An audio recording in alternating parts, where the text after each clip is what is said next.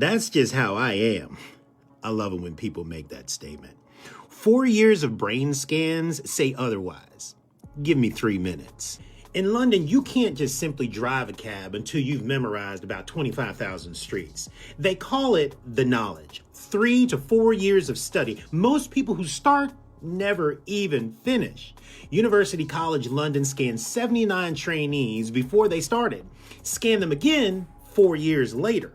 39 passed. Their posterior hippocampus, the memory center, had physically grown. Physically. The 40 who washed out, their brains looked like the control group. No change at all. The tissue grew because they used it. Now stay with me, because this gets a little strange. Swedish researchers dated human brain cells using carbon-14 left over from Cold War nuclear tests. Bomb pulse dating is what they call it. Their findings? Adults may add roughly 700 new neurons a day in each hippocampus. About a third of the neurons in there are on what we call rotation, getting swapped out while you sleep, while you're scrolling, that kind of thing. And I'm going to be straight with you. The number is contested.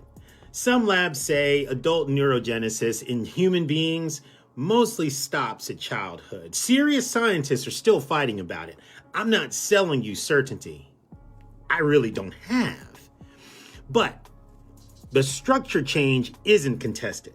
Erickson's team, 120 adults, published in PNAS in 2011. Moderate walking 3 days a week, 1 year. The hippocampal volume up 2%. 2%.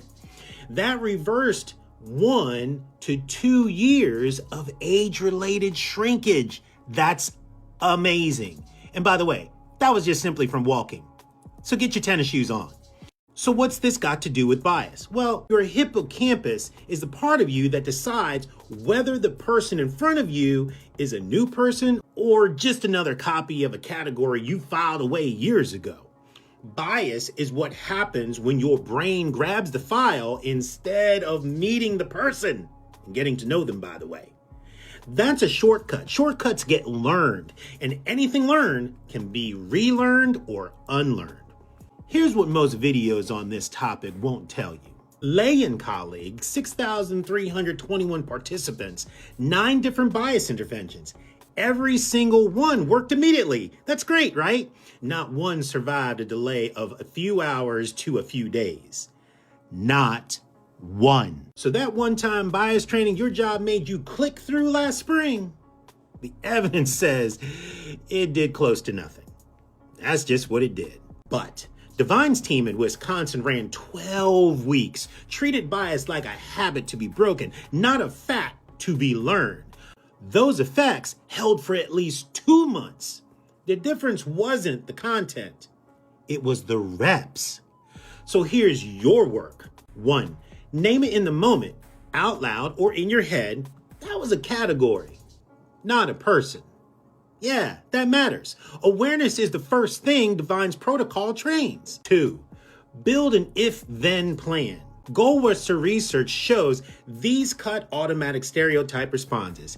If I catch myself judging someone's tone, then I ask a question before I decide. That's important. 3, get actual contact. Pettigrew and Troop reviewed 515 studies. Over 250,000 people, 38 countries. Contact reliably lowers prejudice. That's what they found. Contact reliably lowers prejudice. Not a poster, not a webinar, real repeated proximity to real people. So run it for 12 weeks, not 12 minutes. Those cab drivers didn't grow a bigger hippocampus from a training video. They got it from 4 years of streets. You want a different brain?